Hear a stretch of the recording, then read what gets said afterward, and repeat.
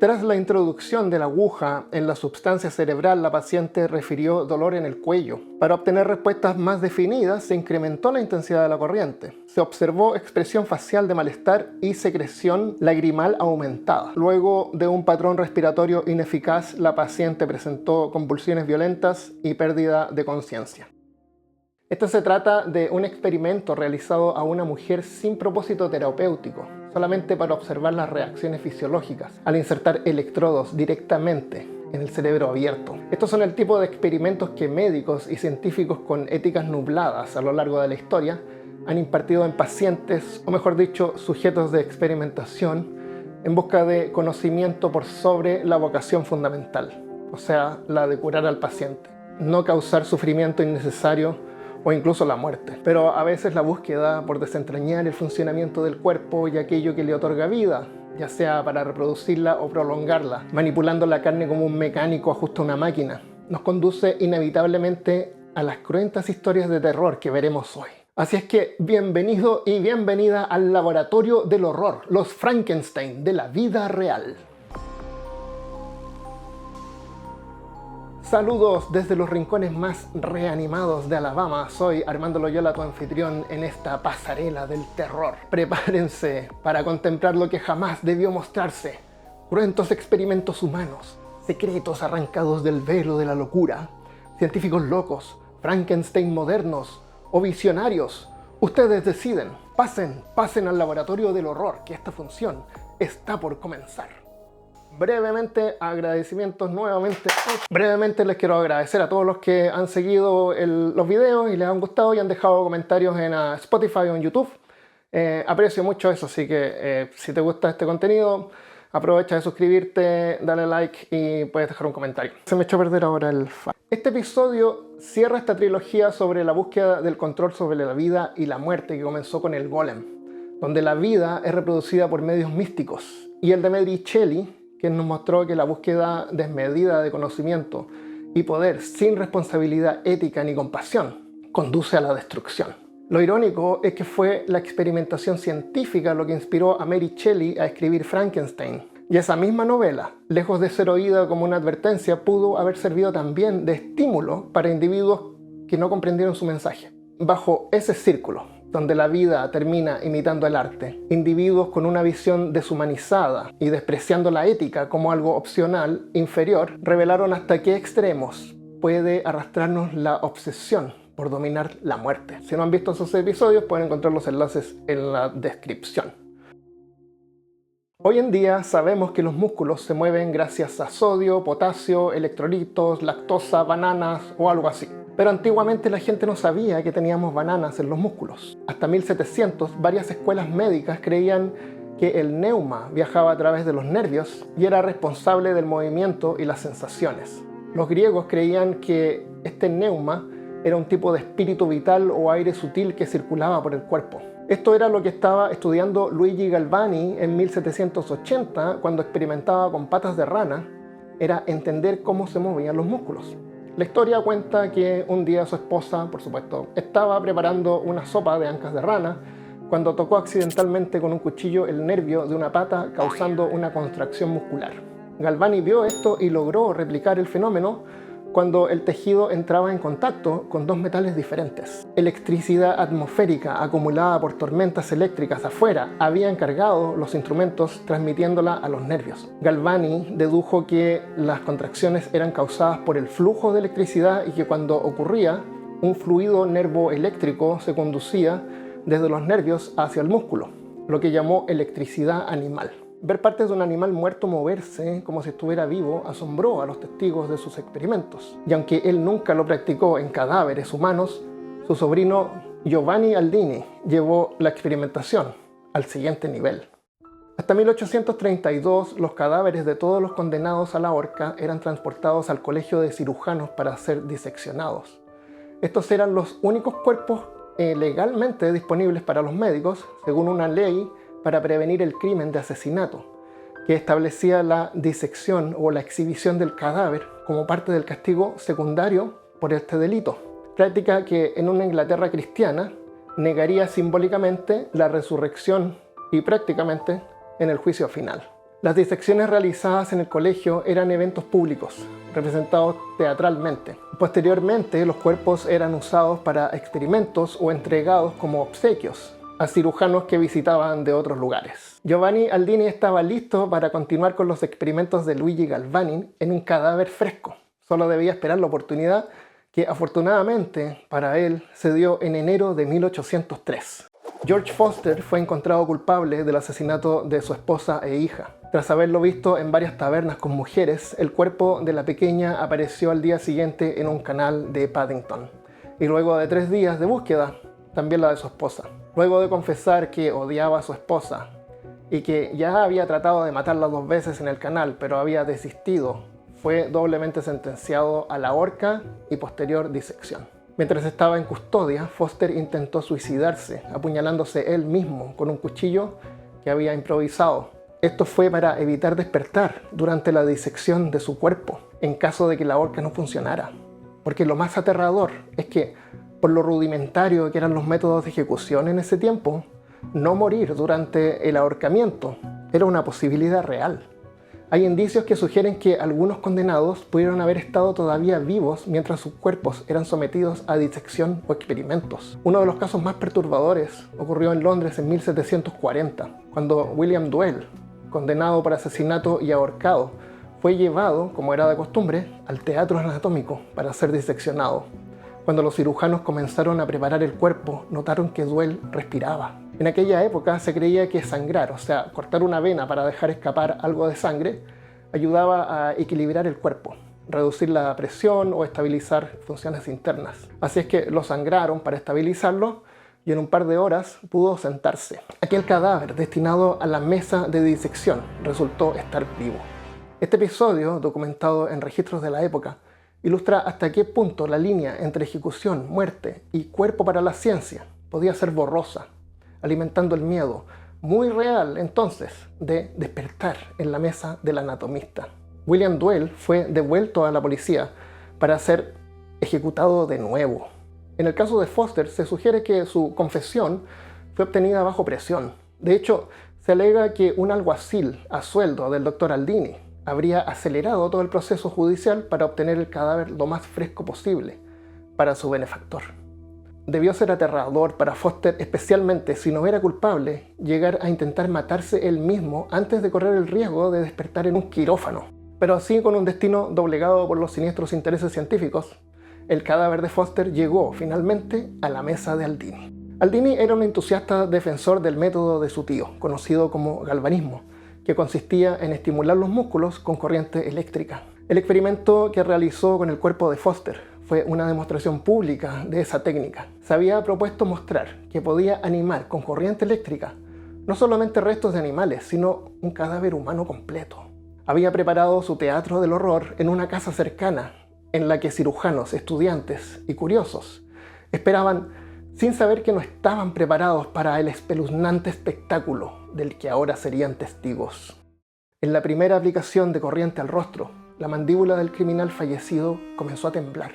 Los músculos adyacentes fueron horriblemente contorsionados y un ojo se llegó a abrir. Así lo describió un reporte policial.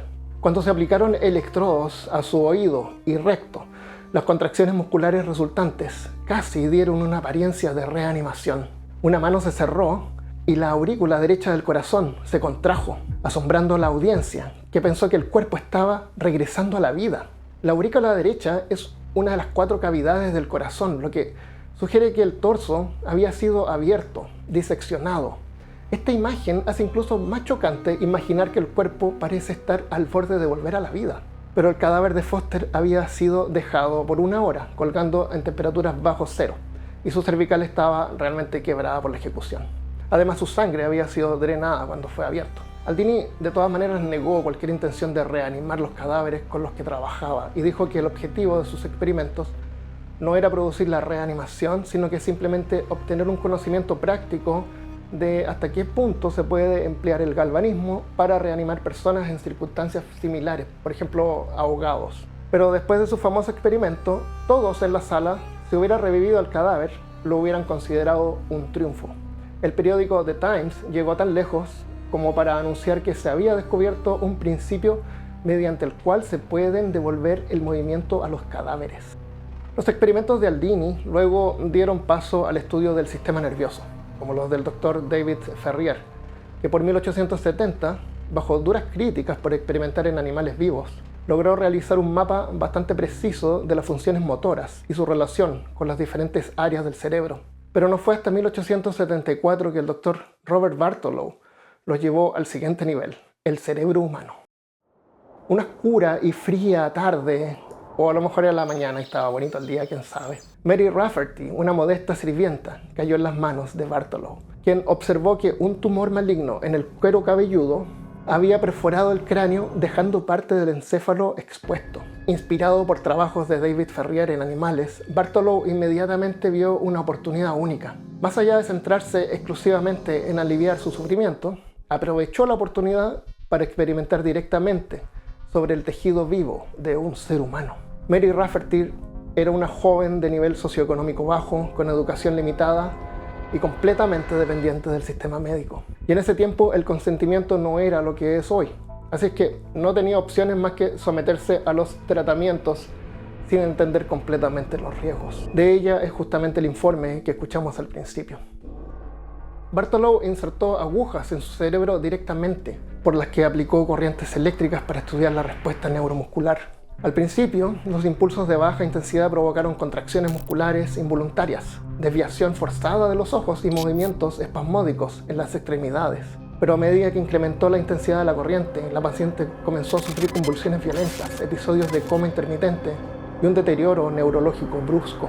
Los registros muestran que Bartholow continuó la experimentación incluso cuando Rafferty había perdido la conciencia. Su estado clínico empeoró hasta su muerte pocos días después. Bartholow insistió que la muerte se debió al cáncer y no a los experimentos, pero la comunidad médica de la época lo condenó por su falta de ética. El caso se transformó en uno de los primeros debates sobre el abuso médico y consentimiento, explotación de pacientes vulnerables. A pesar de la brutalidad del procedimiento, las observaciones de Bartholow sí contribuyeron también al desarrollo temprano del mapeo funcional del cerebro, pero a costa del sufrimiento de una mujer en situación desesperada, dejando en su nombre una deuda moral imposible de saldar. Sin embargo, Bartholow para sus experimentos necesitaba un cerebro vivo en un paciente vivo, obviamente. Obviamente, ¿verdad? Porque una cabeza no puede sobrevivir separada del cuerpo, ¿o sí? Bueno, un médico francés en 1905, tras un experimento, afirmó haberse comunicado con una cabeza decapitada. Hacia comienzos del siglo XX, el método de ejecución estándar en Francia era la guillotina, menos barbárico que métodos más antiguos, eficaz, rápido y humanitario. Pero todavía había científicos que dudaban si realmente la muerte se producía instantáneamente o la persona se mantenía consciente después de ser decapitada. Esta duda tenía obsesionado al Dr. Gabriel Burox, que en 1905 decidió investigarlo. Hasta ese entonces solo había algunos testimonios que se habían observado, como parpadeos al oír el nombre del ejecutado, expresiones faciales posteriores al corte, movimientos labiales como si intentara hablar o actividad eléctrica residual en los nervios, pero ninguno incluía más detalles. Así es que Buriux obtuvo permiso para observar científicamente la cabeza del condenado inmediatamente tras la caída de la cuchilla. El sujeto de prueba sería Henry Langille, sentenciado por asesinato premeditado. El 28 de junio de 1905, justo a las 5:30 am, descendió la cuchilla y la cabeza cayó dentro del cesto. En ese mismo instante, Buriux se inclinó para examinarla y tomar notas, para determinar si todavía existía algún rasgo de conciencia post-decapitación. Durante los primeros 1 a 2 segundos, la cabeza mostró contracciones espasmódicas, parpadeos, reflejos, movimientos de labios, o sea, reacciones esperables tras una decapitación. Luego llamó al ejecutado para ver si respondía a su nombre. Langille, Langille, le gritó. Según su informe, la cabeza reaccionó abriendo los párpados lentamente, sin espasmos, y enfocó los ojos en los del médico, manteniendo una mirada clara, dirigida y consciente. Los párpados se levantaron lentamente y los ojos se fijaron en los míos con una expresión inequívoca, dijo. Buriux estimó que esta respuesta duró entre 7 a 10 segundos, hasta que los párpados comenzaron a cerrarse, la mirada perdió enfoque, la expresión se apagó y la cabeza dejó de reaccionar. Buriux concluyó que la muerte, de hecho, no era instantánea y existía un lapso breve de actividad consciente tras la decapitación. Su informe se hizo viral y causó polémica en ese tiempo. Actualmente la evidencia sugiere que tras la decapitación la presión arterial cae a cero instantáneamente, haciendo que el cerebro pierda oxígeno rápidamente. La conciencia, si es que persiste, lo hace por un par de segundos. Es posible que existan reflejos complejos y respuestas oculares transitorias. En conclusión, la guillotina no garantiza una pérdida inmediata de conciencia.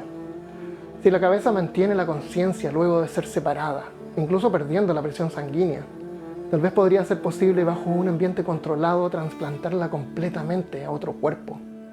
Esta idea ha alimentado la imaginación de otros científicos que, sin escrúpulos, llevaron a cabo perturbadores experimentos en animales, que no voy a mostrar aquí. No te preocupes, no voy a mostrar nada chocante. Aquí solamente perturbamos el intelecto, no tus emociones. Entonces, si una cabeza puede sobrevivir sin el cuerpo, y hay nuevos avances en trasplantes y unión de venas y nervios, solo faltaba otro científico visionario que intentara el siguiente paso, el trasplante de cabeza. Uno de los recuentos más infames son los del cirujano soviético Vladimir Demikov, que por 1950 experimentó trasplantando órganos entre animales y cabezas completas, creando lo que se podría llamar una especie de Cerberus, usando conexiones vasculares para unirlas al cuerpo del huésped. Mientras que sus experimentos tuvieron resultados limitados, pues los animales morían a los pocos días y fue muy criticado por su falta de ética frente a ellos, tenía sus admiradores. Uno fue el médico sudafricano Christian Barnard, que luego de haber estudiado el trabajo de Demikov, que lo consideraba como el padre del trasplante corazón y pulmón, logró con éxito el primer trasplante de corazón de una persona a otra en 1967. Barnard ganó fama mundial, pero nunca obtuvo el premio Nobel por su hazaña. Quién sabe si fue porque no era alemán o europeo. Otro que ha reconocido a Demikov, el soviético, como uno de sus precursores experimentales, es el doctor Sergio Cabanero, que recientemente irrumpió en el panorama médico como una figura mitad cirujano, mitad profeta tecnológico, obsesionado con la idea de separar la cabeza humana de su cuerpo y devolverla a la vida en otra. Según este neurocirujano, que algunos encuentran algo excéntrico, el procedimiento se logra manteniendo la cabeza viva bajo hipotermia profunda, lo que enfría el cerebro a un extremo, pero sin causar la muerte. Luego se corta la médula espinal del paciente y la del donante y se une la cabeza fría al cuerpo del donante. El enfriamiento protege el cerebro durante la desconexión completa del cuerpo, mientras que el flujo sanguíneo es temporalmente interrumpido. Después se sella la médula espinal con un laxante que, según él, permite restaurar las conexiones nerviosas. ¿Ya dije laxante? Déjame aclararlo, porque suena absurdo. El doctor Cabanero propone el uso de un fusógeno, una sustancia capaz de fusionar membranas celulares como cuando se intenta unir una médula espinal tras un accidente. El agente de fusión nerviosa que sugiere Cabanero es polietilenglicol, y ese nombre a alguien le puede sonar familiar porque es el ingrediente de Miralax o Movicol, un laxante suave. Resulta que polietilenglicol es un polímero sintético muy versátil y se usa en laxantes y también en medicamentos, incluso en cosméticos como emulsionante, pero también en biología y neurociencia, donde funciona para unir axones, aunque de forma muy limitada. No es capaz de restaurar circuitos completos y complejos como clama el doctor Cabanero. Así que la comunidad científica ha considerado sus afirmaciones sin sustento. Ningún estudio ha mostrado reconexión funcional de la médula espinal en mamíferos grandes todavía. Pero mientras que el mundo científico lo observa con escepticismo, Cabanero, aliado con el doctor Xiaoping Ren en China, ha publicado experimentos que parecen sacados de un laboratorio clandestino. Ratones con cabezas trasplantadas, primates que abren los ojos por unos segundos en cuerpos ajenos, y un trasplante de un cadáver humano que él describió como un ensayo general para su futura hazaña. Sergio Cabanero ha continuado promocionando su plan de trasplante de cabeza humana en TED Talks y medios por décadas, aunque sin aportar pruebas científicas concretas. En 2015 llegó a anunciar que finalmente operaría a un voluntario humano, un joven con la enfermedad de Wenning-Hoffmann, una terrible enfermedad en que los músculos se atrofian hasta que es imposible moverse, tragar o incluso respirar por cuenta propia. El voluntario, Valery Spiridonov, un ingeniero informático ruso de 30 años, se acercó al proyecto anunciando públicamente: "Creo que mi cuerpo es solo una mecánica y que quiero que sea retirada". El plan original de Cabanero y su protocolo llamado Haven Gemini implicaba que Spiridonov sería el cabeza destinatario y recibiría el cuerpo de un donante joven. Todo estaba planeado para el 2017, pero entre medio Spiridonov se casó y tuvo un hijo. Así que ahora, sin querer asumir el riesgo, se retiró de voluntario. Parece que lo más importante no es la calidad de vida, sino que tener algo valioso por lo que vivir. sean muchos años más o solo unos días. Hoy en día trasplantes es algo que se realiza todos los días. Y más que seguro conoces a alguien, si es que no, tú mismo has recibido alguno. En el 2018 un equipo de cirujanos del Centro Médico Johns Hopkins trataron a un soldado estadounidense que había sido severamente herido por una explosión. Sufría daño físico, funcional y psicológico severo luego de haber perdido piernas, pene, escroto, parte del abdomen, ureta y tejidos blandos. Con el objetivo de no solamente una reconstrucción cosmética, 11 cirujanos operaron por 14 horas, realizando una microcirugía que devolvió al paciente sensibilidad y funcionalidad. Los cirujanos no trasplantaron los testículos del donante no necesariamente porque no pudieron, sino porque se consideró éticamente inaceptable que el ADN del donante fallecido se pudiera llegar a transmitir desde otra persona. Este trasplante fue un hito. Es el primer caso donde se trasplantó un órgano genital completo, manteniendo sensibilidad, función urinaria y sexualidad. Y junto con el trasplante de cara, es uno de los más complejos jamás realizados. El paciente no quedó al 100% como antes y requiere medicación de por vida, pero con el tiempo ha ido recuperando cada vez más la funcionalidad. En una entrevista dijo que le devolvió la sensación de estar completo. De igual forma, la ciencia es imparable y la ética para algunos discutible. Y propuestas como la del doctor Cabanero, liberar a pacientes atrapados en cuerpos que no funcionan y vencer la muerte cambiando de envoltorio, puede sonar noble a primera vista, pero apenas empezamos a pensar en sus implicaciones, la idea se vuelve súper problemática. Altera la relación entre cuerpo, mente y continuidad personal. Esa sensación de que seguimos siendo la misma entidad, la misma persona que éramos hace 10 años, aunque el cuerpo, los recuerdos y las circunstancias han cambiado.